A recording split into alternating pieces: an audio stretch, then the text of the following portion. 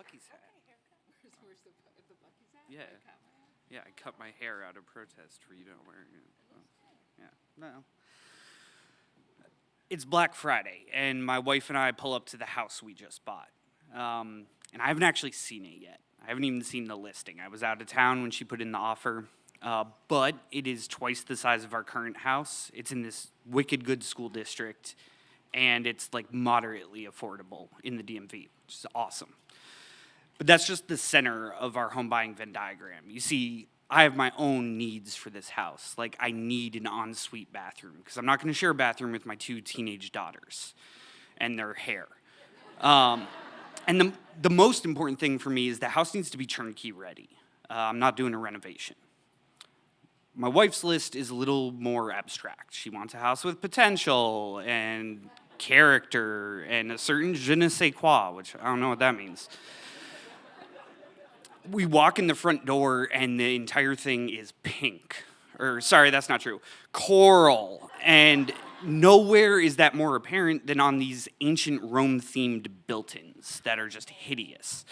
And my wife says, don't worry about it. We can get someone in here, they'll paint the whole thing, and we'll resurface this. It'll look brand new.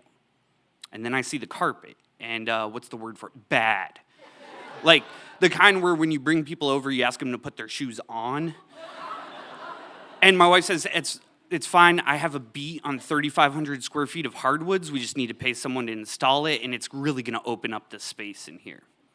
And this coral and ancient Rome theme and this carpet extend throughout the entire house, including into the ensuite bathroom, which admittedly it does have. I like that.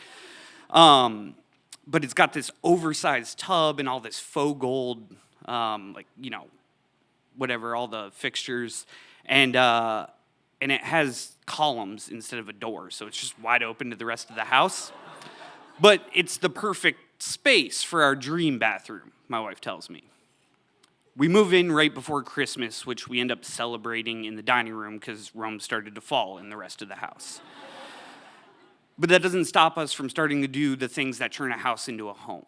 Like, I gift her the Renovating ticket she's been asking for nonstop for like the last month, which was the dance at our wedding. We go out on the porch and watch our kids sled on the fresh snowfall and take videos of them. And all while this is happening, paint swatches start going up and flooring samples come in, which we hadn't talked about those either, but my wife assures me they're our best option.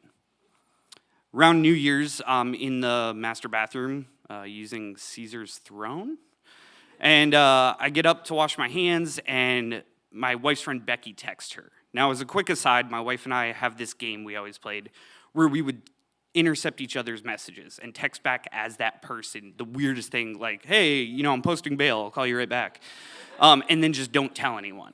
So I get ready to do that, I open up the phone, but it opens to this encrypted chatting app. She works with it.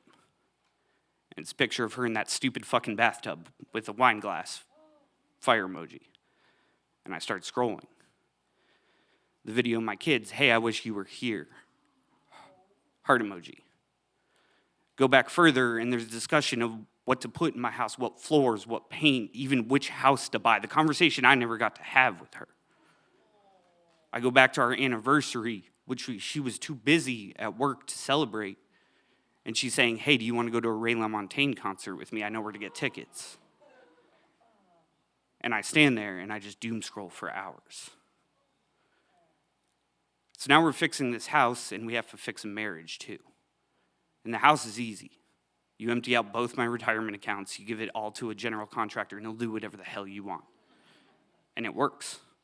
My dad comes to visit and he oohs and ahs about how beautiful my house is, and he tells me how proud he is of me. But a marriage doesn't work like that. I give a lot of money to the marriage counselor, but when my wife found someone better than me, that's just it. And slowly our marriage just dies. And I end up moving out into this townhouse that's small and dated and was really humiliating to bring my kids to, and my friends and my family. But time passed.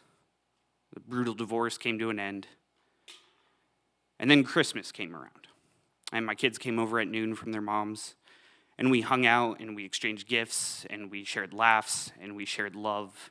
And it was in that moment I realized, God, I spent all this time making a list of everything I had to have, what the house had to look like, when really the only thing that should have been on that list is that that house was a home with people I love and who love me.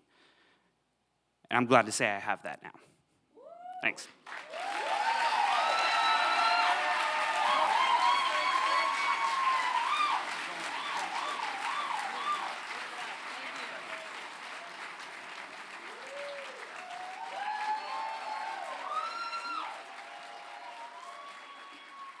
Will Young.